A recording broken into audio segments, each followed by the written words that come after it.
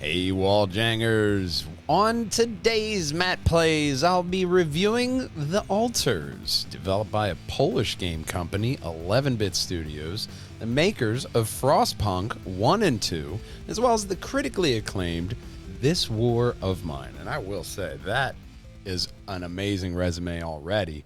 I wasn't one of the many that hopped on the survival game trend back in the day, and it's hard enough for me to remember to feed and water myself, let alone a digital version, or in this case, several grown man-children.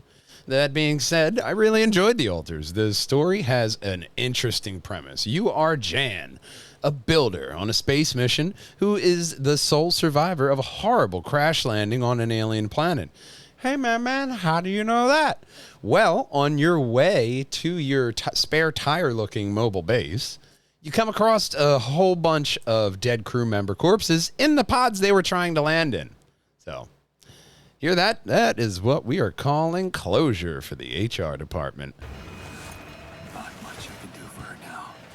What's a guy to do being the only sole survivor of this horrible crash, but to, that's right, clone yourself multiple times. This is a lot, and we'll sort it out. You'll mess with the digital memories that they have on file of Jan's life to let him know how much better or worse his life could have been, like if he would have stood up to his abusive father and went to college.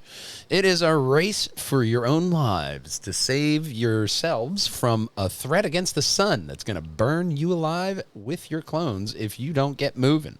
So you got to get this mobile spare tire base on the move, and the gameplay is fun. I didn't think I'd like the survival aspect, but being lunch lady for a whole bunch of, overgrown man-children actually is kind of an enjoyable experience. There's no way I can make anything out of it. We just don't have the time.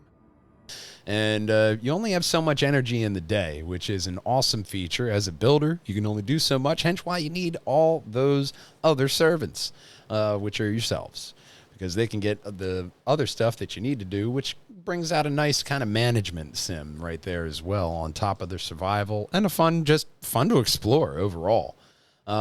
It's a bunch of nice touches on top of maintaining your spare tire base. You also have to manage the egos and meals of your clone altars that, with conversation mechanics, actually make this a really great part of the story. I love how they show you how you say is and what you say is affecting the clones, and their spirit, morale, their everything that makes them different from you.